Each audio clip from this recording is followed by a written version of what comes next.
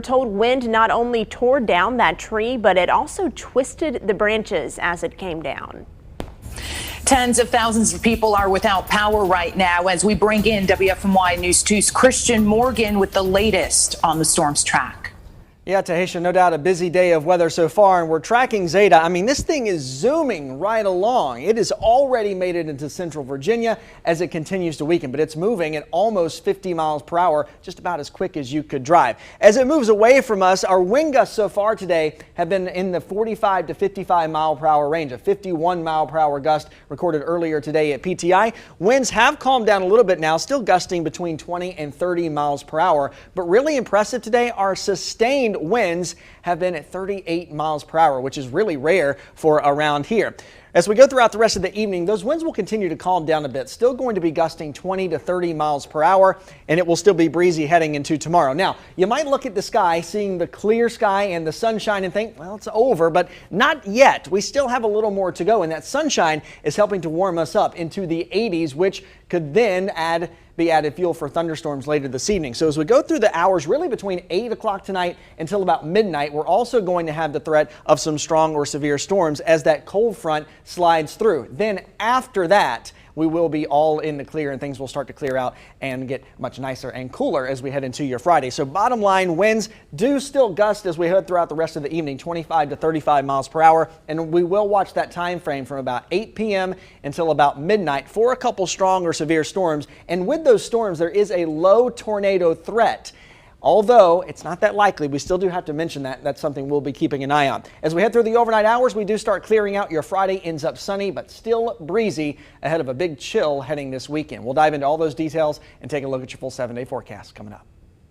So really the big problem with this line of storms today is the wind. It knocked out power to tens of thousands of people all across the Triad this afternoon, including plenty of businesses. WFMY News 2's Jess Winters is out in Guilford County right now with the latest. Many businesses here on North Battleground went without power for hours. Here in Guilford County in general, according to Duke Energy, there are still 31,000 customers without power. But luckily for those on North Battleground, I see a lot of open red flashing signs. It seems like things and people are back in business. But, you know, the winds today, it didn't just knock down power, it also knocked over trees. One family in Summerfield perhaps got it the worst. Chris Simpson, his family home, there was a tree that went right into it, right into his living room. His cousin Ron Simpson actually took video as the tree was uprooted in real time. It's astonishing video. Take a look and listen closely. There it goes. Whoa. It almost went just then. It's coming up out of the ground. Uh-oh. Crap. I'll send you a video. It's coming up out of the ground, and here it goes. There it goes.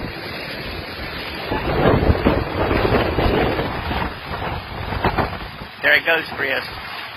I'm videoing it. There it goes, right on top of your house. Dadgummit. There's your whole house. Yep, your whole front end of your house is gone. Can you believe that? Can you believe that video? I'm still racking my brain. The homeowner, Chris Simpson, actually says this is the second time this has happened to his family home. It happened almost exactly 2 years ago in October of 2018. Remember Tropical Storm Michael? 4 trees, yes, 4 trees fell onto his home and destroyed it. He had just gotten it repaired. They had just moved back in, and then this happens. Another tree goes into their home. So the family is very understandably upset, but they're also keeping their faith, keeping a positive attitude, and they say no one was injured. Jess, thank you. We are bringing you team coverage across the Triad in Guilford County. We're going to go right now to WFMY News 2's Grace Holland. What are you seeing where you are? Well, we're hearing the buzzing of chainsaws here in Lindley Park, and if you take a look behind me, it's not hard to figure out why. You can see this massive tree fell through the second story of this home here. That looks to be a bathroom, and that's important because we talked to the homeowner and she told us that her husband was actually in there. He was taking a shower when that tree came through. He's okay. He did have to climb his way out to get to safety. Now, also inside were his wife and also also his mother-in-law. Everyone is okay. The family says that is the most important thing right now, of course. And as for the damage, you know, it is what it is. But what it is there are 3 trees. You can't see the third one, it's down in the back. But of course, there's the one through the house. This one that took out a telephone pole right here. And I want to draw your attention to the ground right here at my feet. There are power lines down all the way down to the corner here. Makes it very dangerous if you're driving through this area. And this isn't the only place we've seen lines down. So you just need to be careful if you're out on the roads as crews are continuing to work to get these power lines cleared and get the debris cleared. All right, Grace, thank you. Right, just as she said, when the power goes out, it's not just your home that can be impacted. Stoplights are out too right now, and just blowing through the intersection is the last thing you need to do. Here's what you should know. No signal means you need to treat it as a 4-way stop. Well, what does that mean? When you pull up to an intersection, stop. If you're the only person there or you get there first, go on through. If you arrive at the intersection and a driver arrives at the same time as you, the driver to the right gets to go through first. Wait your turn. The important thing here is to stop when you come across the intersection. Don't assume you have the right of way. By the way, a flashing red stoplight means you should treat the intersection as a stop sign. A flashing yellow light means proceed with caution. Let's turn now to the headlines with your 4 to 5 roundup. An attacker armed with a knife killed 3 people at a church in Nice, France on Thursday. A suspect was shot by police and survived and later taken into custody. The mayor says it seems the attack is terror-related. Other confrontations and attacks were reported in 2 other French cities, but it is not clear if they are linked. Federal agencies are now warning that cyber criminals are attacking healthcare systems. They say the attempts to scramble data with ransomware could hurt patient care. The FBI says they have credible information of an imminent cybercrime threat to hospitals and healthcare providers. The alert says malicious groups are trying to steal information and disrupt services. And the U.S. Postal Service says their on-time delivery rate for first-class mail is slipping. Mail was on time around 85% of the time for the week ending in October 16th. That's down from nearly 91% over a 3-month period ending in June. A drop in timely mail delivery could pose a risk for voters who are waiting to mail back their ballots. If you haven't turned in your absentee ballot and you're worried about a possible delay, you can hand it in person during early voting in North Carolina. That ends this Saturday. With just 5 days to Election Day, both President Donald Trump and Democratic nominee Joe Biden are hitting the battleground states hard. Trump first made a stop in Florida today. He was supposed to be in Fayetteville tonight for a rally, but postponed it until Monday because of the weather. Biden is holding a rally in Florida tonight, and they're just getting wrapped up. President Trump plans to hold 11 rallies in the 48 hours before Election Day.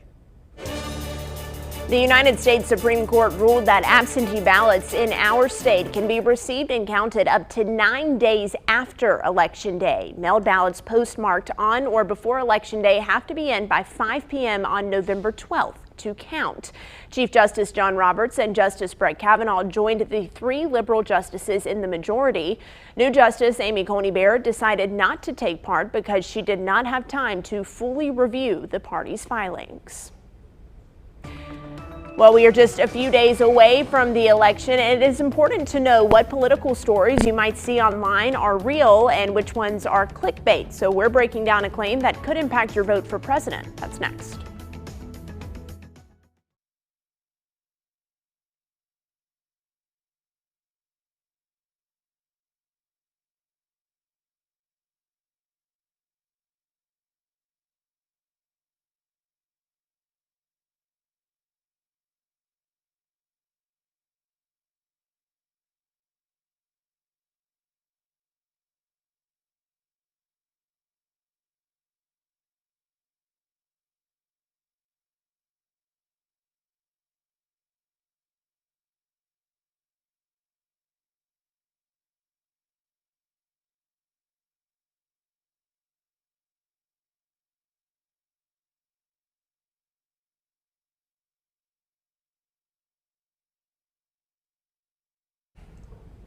Hey, Yeah, mic check 1, 2, 3, 4, 5, 6, 7, 8, 9, 10. It will only mess up when we don't want it to mess up, right? So let me walk around and stand in the spot where we heard that popping.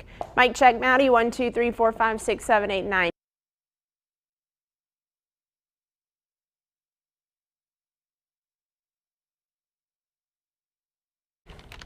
All righty.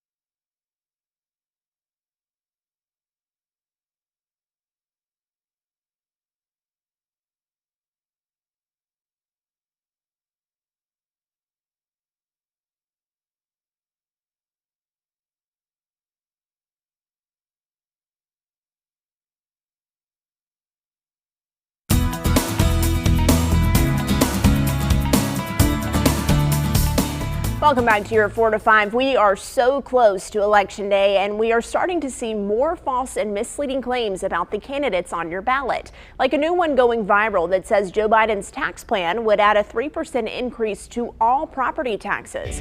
We've had our verified team breaking this down. Here's Jason Puckett. So there's this long chain message going viral. It says if you read Biden's tax plan, specifically pages 40 to 60, he, quote, has a plan to tax you on your house at 3% of its value. This is above and beyond your property taxes you pay now. So let's verify.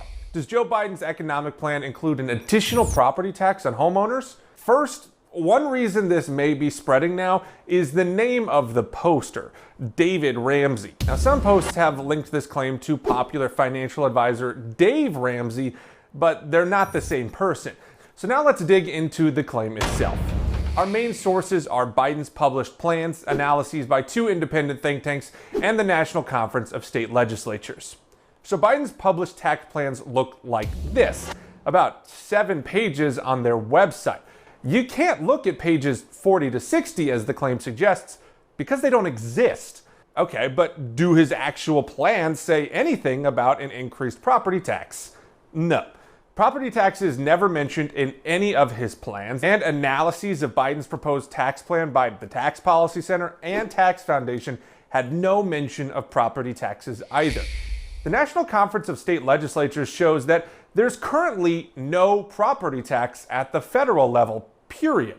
Property tax is currently decided by and paid to your state and local governments. So the president would have no power to change those taxes.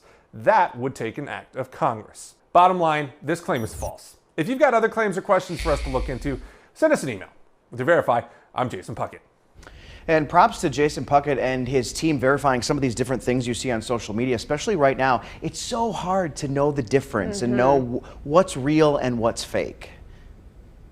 Yeah, and the biggest thing is those buzzwords, right? Because you hear the word taxes and you're glued into that post, which is what they want, right? The people who may be intentionally spreading misinformation, and sometimes that's not always the case, but it does go to show that you really kind of need to do your research before you spread information like that. Absolutely, and especially this close to the election, someone's vote could possibly be influenced by a misleading claim, so the best thing you can do is just check with our verified team and see if we've dug into it just yet.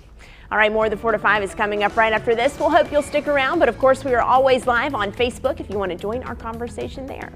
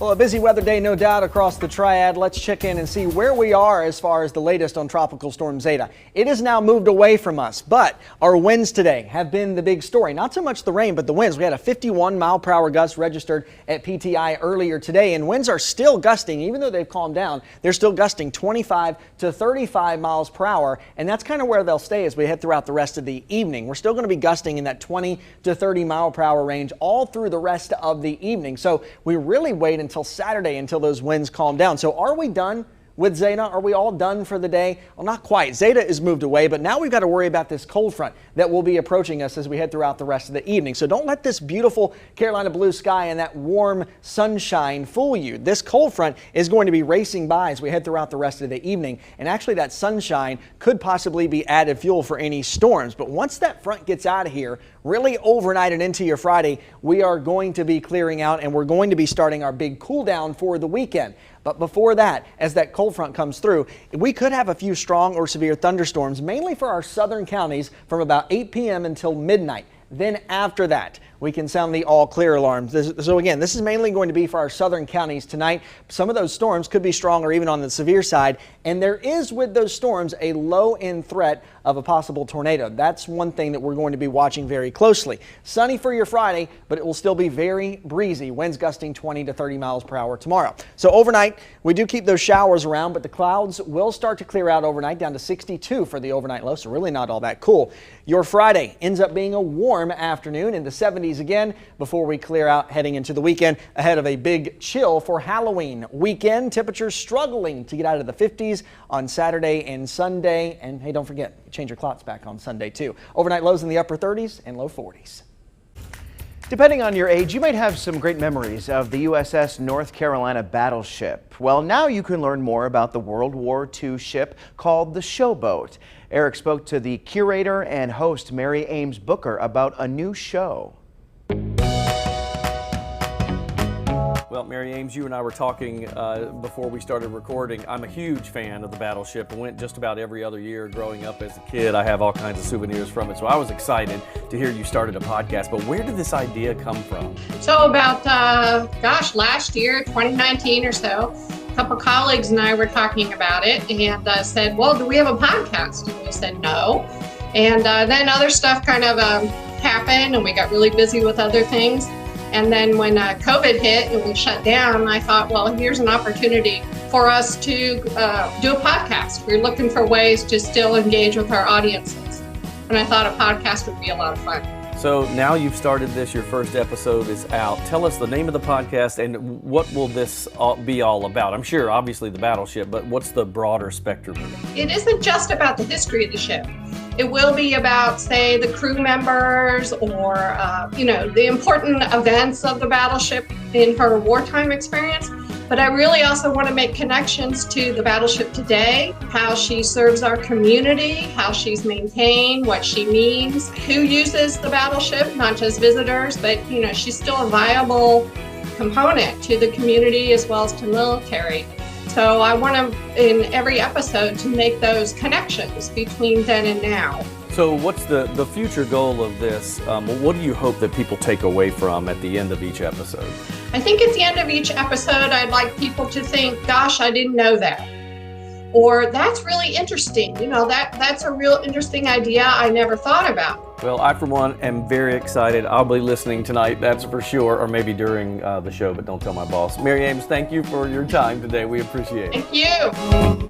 I don't think Eric will be watching anything anytime soon. His power is actually out. He's one of the countless people who are dealing with power outages today. But boy, I am so fascinated by battleships. I just have never been on one, but I'd love to tour something like that. I've seen the USS North Carolina from a distance when I visited Wilmington, but I would love to learn more about it, and the fact that it's just a piece of our state history is so neat. Plus, I'm on this podcast kick recently. Tahisha, I think I'm going to blame you for this. Not that it's a bad thing, but I think you've inspired this newfound love for podcast again.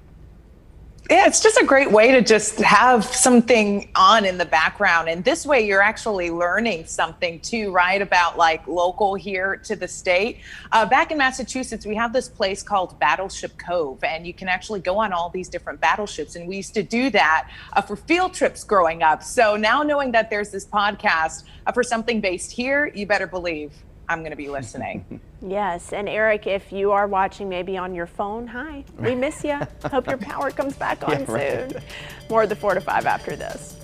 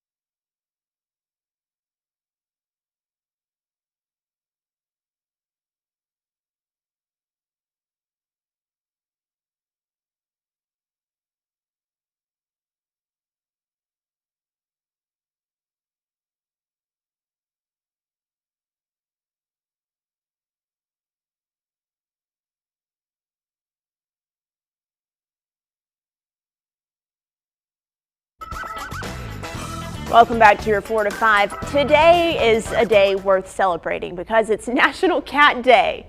So we wanted to celebrate here on the 4 to 5. By the way, you will only see photos of my cat Stewie for the next few seconds because look how cute he is. I'm the show's resident cat lady. I'm probably the only one on the show who actually likes cats. So I ask you to share the perfect photos of your pets today on my Facebook page. Let's take a look. We'll start with Donna Johnson, who said, "This is my baby Chance. She showed up one morning, a scared little baby. I had to bottle feed her and now she's a happy little baby." Chance is very sweet. Lisa said, "Pumpkin refused to get off her car yesterday, but Pumpkin's so cute, I wouldn't make that cat move either." Laura says, "Hi Stewie and Maddie," from Ruby on the left and Peach on the right. Eloise said, "Buster and Augie, two spoiled, rotten little ginger boys. They are taking a good cat nap." Janet Beasley said, "This is Lily, her adopted cat, best ever." And Jeff says, "This is my Dallas and Alex because what else is there to do when a storm passes through and knocks out the power?" Yeah, you take a tip from Dallas and Alex and you take a nap. I know you guys are excited about celebrating National Cat Day. Tahish, you go first. Yeah, with all of my cats around me. Yay. No, but I did have a cat once upon a time. His name was Pashu, and he actually looks a lot like Stewie, but we had to give him away because the landlords didn't want us to have a cat. So it was short-lived, but I enjoyed it. Maybe that's why like you have a hard time connecting with cats now. Let's blame it on that. Maybe. See, and I'm kind of hoping that our producer says rap in our ears so I don't have to give my honest Matt, opinion don't tell us to rap. on cats. he says I have 20 seconds, shoot. I'm not a cat person. I don't really like cats, but I love dogs. And Luke Liddon always says, it's National Cat Day. and Luke Liddon always says about his cat, he says, he acts more like a dog, so maybe you'll like him. So I like, what's his name, Duke? Duke. Yeah, I like Duke. Duke. And Stewie. And Stewie. We'll be right back.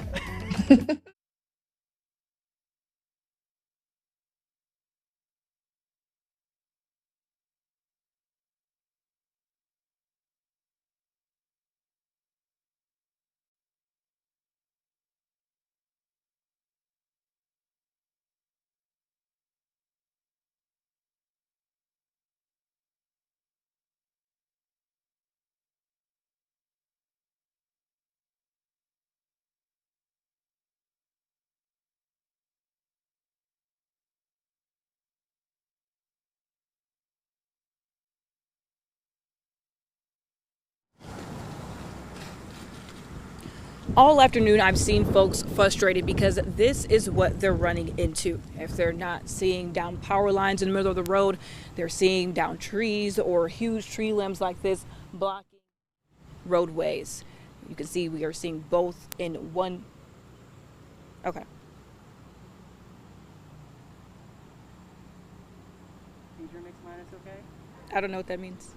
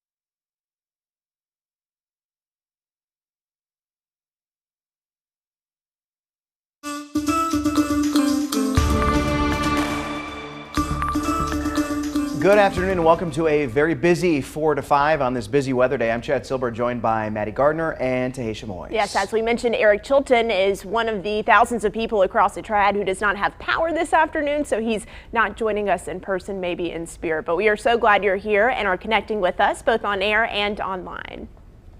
Yes, and if you post on social media, use that hashtag 4 to 5 so that we'll see your comment. Now on to our top story of the day is, of course, the weather, because strong winds and heavy rains caused a lot of damage across the Triad. I want you to take a look right now at some of the damage just one tree was able to cause on a Greensboro home. After it was uprooted, it slammed onto the home, sending insulation everywhere inside. And in Winston-Salem today, first responders rushed to free someone from this truck after a tree crashed down on Robin Hood Road. There's no word on the condition of that person inside.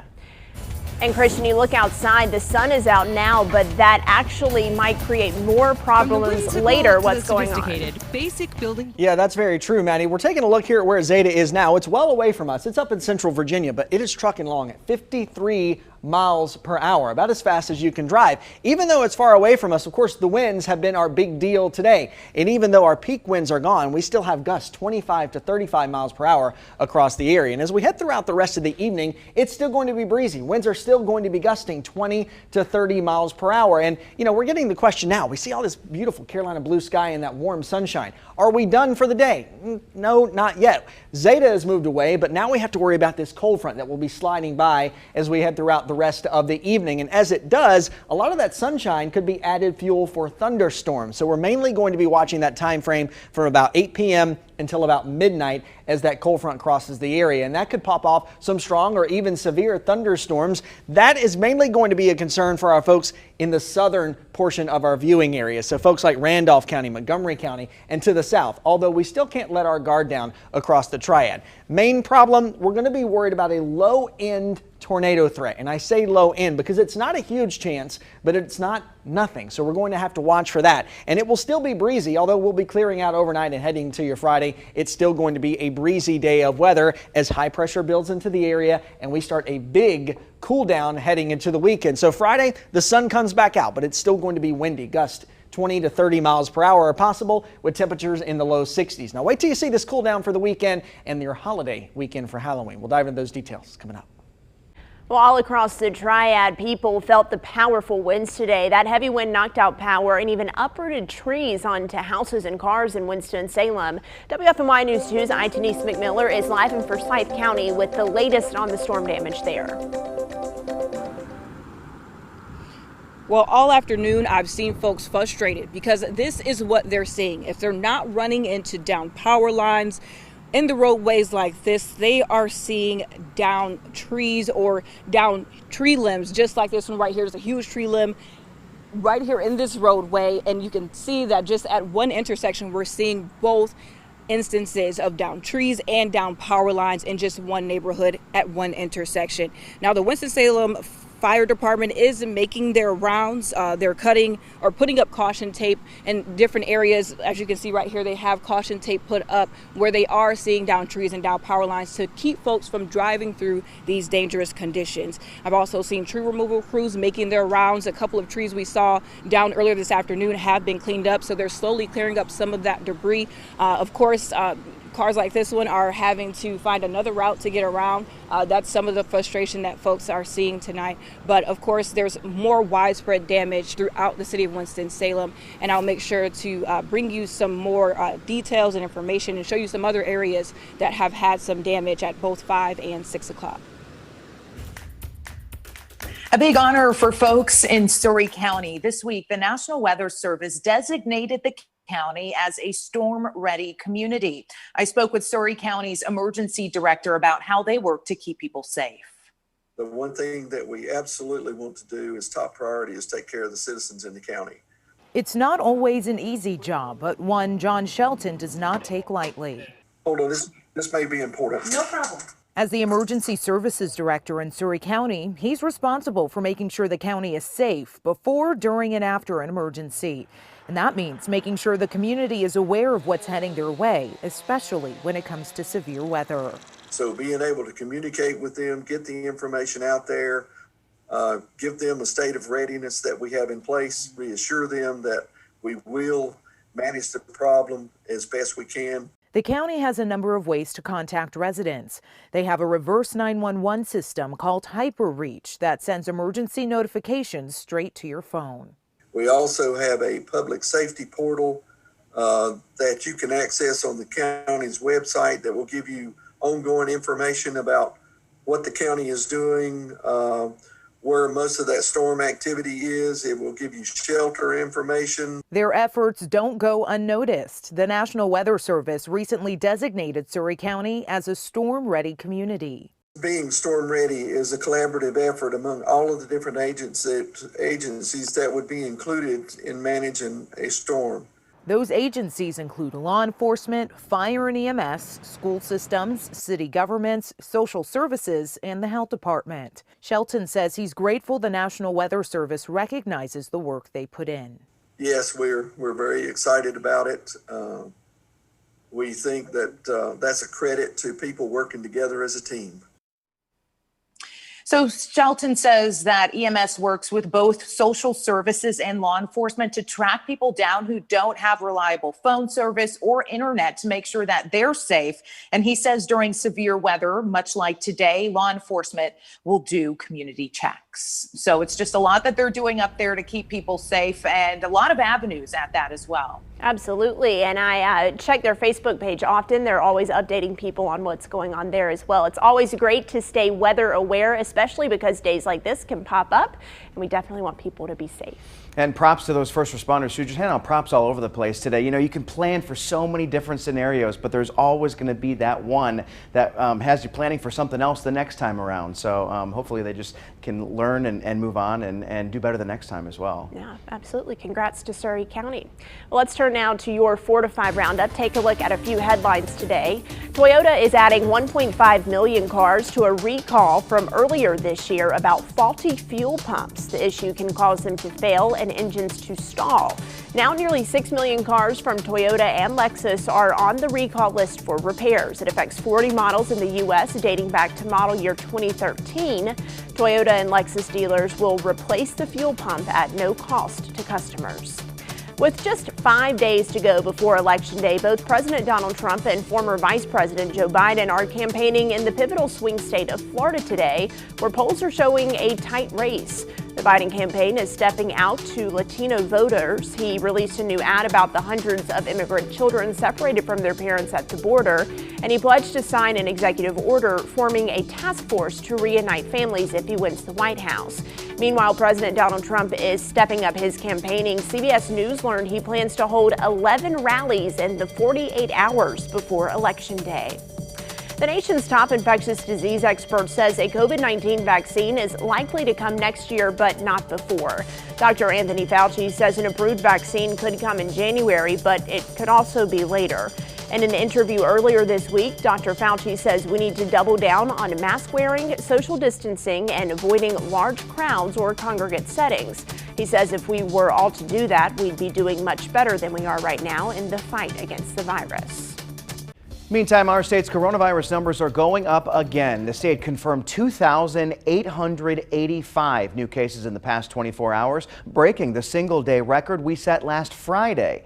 More than 269,000 North Carolinians have tested positive since March.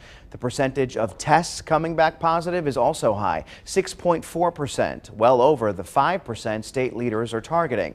There are 1,181 people in the hospital with the virus. Harris Teeter locations will soon be offering a rapid antibody test to customers. Their parent company Kroger says those tests will be available at all pharmacy locations and clinics by the end of November. It will become the first U.S. retailer to offer those rapid tests. They cost $25 and they typically provide results within 15 minutes. Now, this test lets people know if they've previously been infected with COVID-19.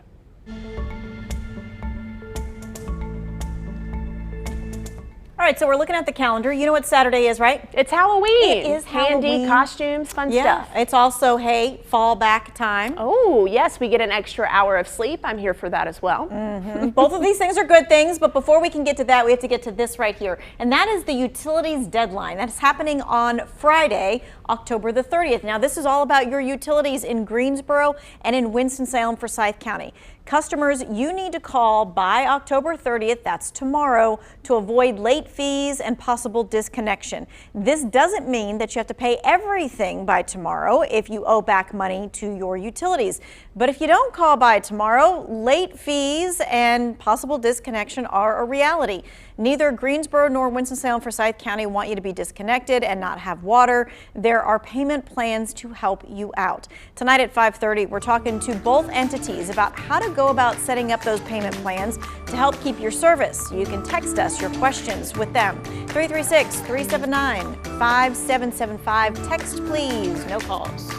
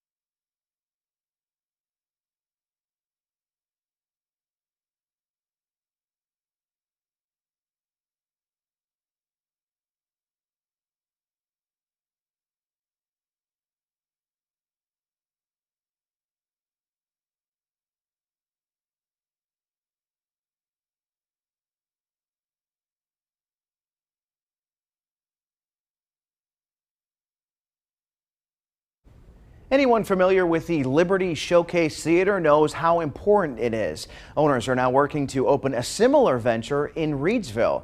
Eric spoke to Dewey and Leslie Brown about their new project. Well, guys, anytime there's another venue for live performances and live music, I'm on board. Let's talk about the Reidsville Showcase. How did this idea come around with you guys? Because I know you already have a pretty successful one down in Liberty. Dewey actually found the venue, and he's been familiar with it for a while. We looked at it and we thought, you know, hey, that looks like something that would really work with what we're doing in Liberty. You know, Dewey just could see all the people there, and just like we do at Liberty, so, you know, it just really, it felt right. So Dewey, you guys do have a good thing going on down in Liberty. Will this be similar to what we've seen down there? It sure will, Eric, and we hope to expand it even more with some of the arts and the theater and maybe some other types of music. We kind of are more of a country, gospel, bluegrass kind of based beach a little bit. You've been there and had some great shows. With the building in Reidsville, we're going to be gaining the building next to it, the mural building as well. We're going to turn that into a nice lobby and upstairs and downstairs with maybe some dining options as well. You know, it makes me wonder, because we're seeing this start to happen in a lot of smaller towns. Is this something you think is going to spread across the country? Will we see more older theaters kind of brought back to life? Yeah, I think so, Eric. You know, with the virus and everything that's happened, big venues, it's really hard to get a lot of people, like you had mentioned before we were talking, but it really, it's a different experience. It's not kind of, it is a different experience. You get an intimate experience with the artist, and a lot of people like that. We have people that drive from even, you know, all over the country just to experience that nostalgia that we offer there and that intimate setting with the artist. So, you know, that's why we're wanting to branch out. We think that it is definitely a very good idea, and yeah, we've had a lot of success in Liberty, so we hope to have the same success in Reidsville. We've got the town behind us. They've been great. Guys, thanks for your time today. Best of luck. We love this. Can't wait to visit.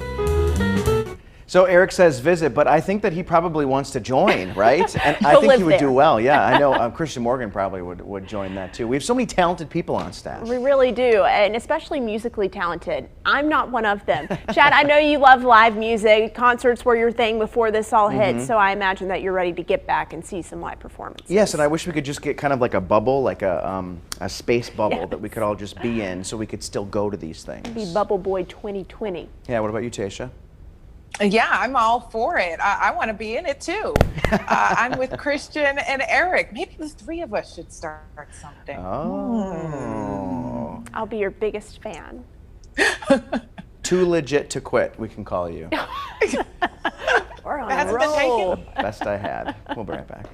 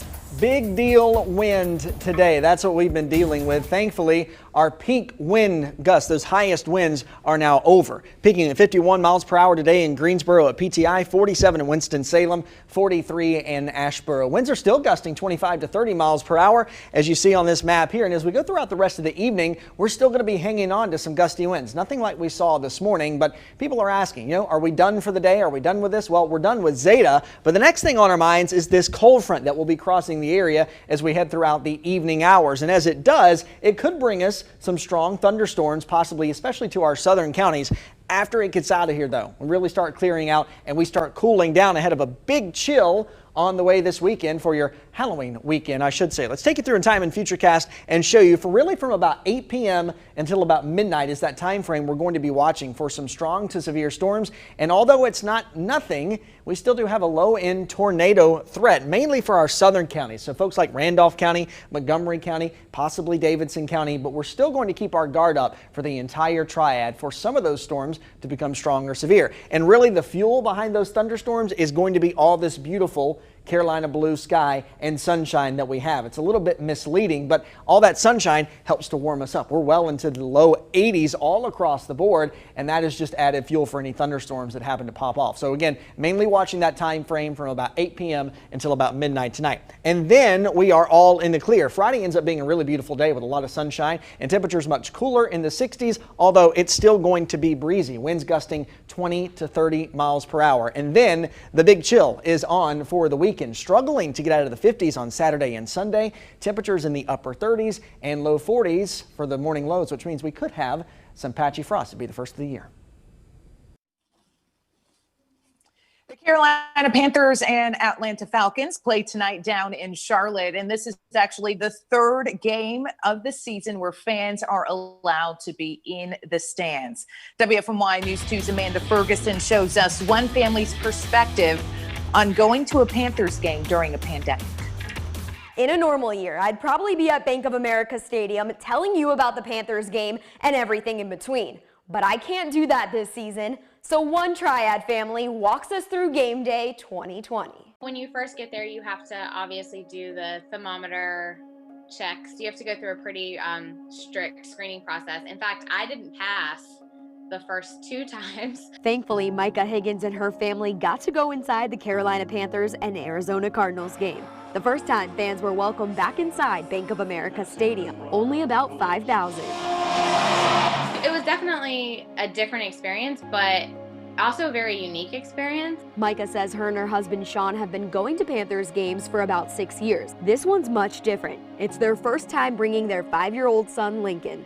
And during a pandemic. They were very, very strict about wearing your mask. They had a attendant at the bottom of each section who was just there to monitor if you were wearing your mask. And there were constantly people watching to make sure that you were following the rules. So yeah, we definitely felt safe. Their seats weren't too bad. About 10 rows up in the corner of the end zone. Everybody was in like the lower section. So that was another motivating factor for us, as we were like, when are we ever going to get to be this close to the field? There was no one sitting right beside you. There was no one sitting right in front of you. You had a clear view of the field. There were pros and cons, obviously. Not as loud, not as much energy as you expect. You could definitely hear like the helmets and stuff like that. It looks like our story froze up there, but we got the idea. Such a cool experience to actually be in the stadium, but I can imagine how much quieter it will be in Bank of America without those tens of thousands of people packed in. Right, and they've got everybody seated in the lower bowl area, so at least they're kind of closer together, so their voices will travel a little bit. But it is promising that you see all these people so far apart from each other. Following the rules to keep everybody safe so we can continue to play football and watch football. I just think it's weird to be shouting in a room where there isn't a lot of people. I kind of feel like I would have to be quiet, but that's not what you're supposed to do at a game. I almost wonder if you would hear more of what the coaches are saying on the field, if they're shouting or if the players are shouting, since there's not much going on elsewhere. I'm sure as a player, it's weird that there is nothing as loud as it once was. I've been watching, obviously, a lot of Carolina football games, UNC and Carolina Panthers, but in the first game when they couldn't have fans fans there. They played music over the stadium speakers. I thought that was so weird to hear music playing during a football game. And when they pump in the fan sound, but then they show shots of the crowd and there's just nobody there. Or the cutout sometimes. Right, that's great. We'll be right back.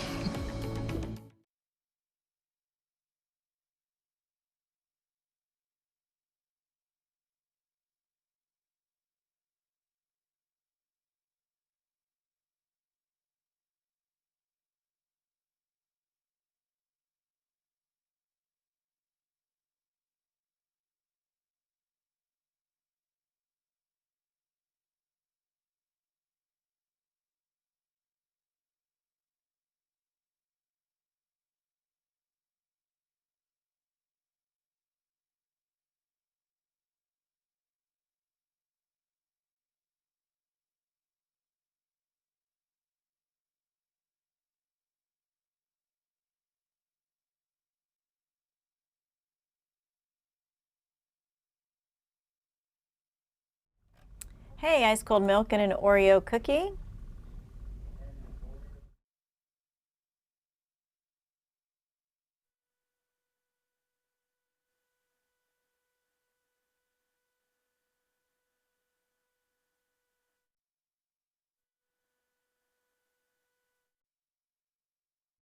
Hi there, 1, 2, 3, 4, 5. What a day, what a day.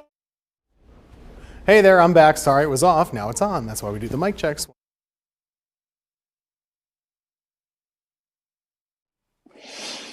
Hello, mic check over in Winston.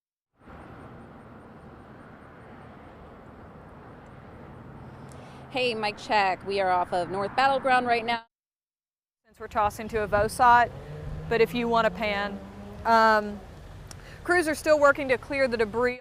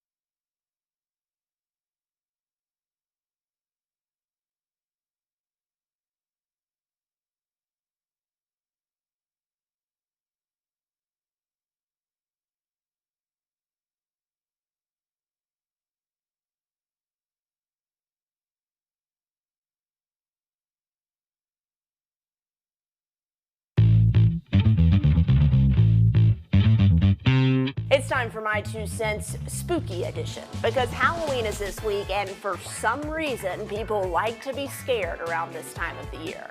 Now by some people I do not mean me, but those who do love the thrill of a fright typically turn to horror movies. I've never been a fan of scary movies, but I've also never thought about why that is or why other people enjoy them. And there are a few theories about this, but most agree it has something to do with brain chemistry and our fight or flight response. You see, people who seek fear may thrive on uncertainty and enjoy the dopamine that's released during a scary scene, especially when it's controlled fear or being terrified but knowing that you're actually safe on your couch. For those of us who avoid the horror genre completely, we may be more empathetic, our adrenaline may surge when we are in a state of high alert, or it could be because we just weren't exposed to scary experiences growing up, so we aren't used to them. Fortunately, there is something for both groups, right? From The Exorcist to It's the Great Pumpkin, Charlie Brown, a scare spectrum, if you will. And no matter where you fall on it, you can still indulge in the spooky season the way you feel most comfortable. That's my 2 cents. That's your 4 to 5. WFMY News 2 at 5 starts now.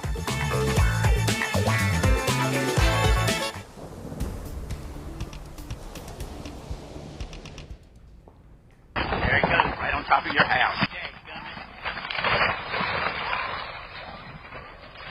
A threatening Thursday across the Triad. Take a look at this shocking video out of Guilford County. A man records a huge tree toppling onto a house in Summerfield. And over in Winston-Salem, a tree stabbed right through the roof and into a living room. Trees swaying by the strong winds in the Triad and across the state. The gusts have postponed President Donald Trump's rally in Fayetteville from tonight until Monday. We have crews all across the Triad tracking the damage. But first, before we get to them, what is left of Zeta and where is the storm threat over?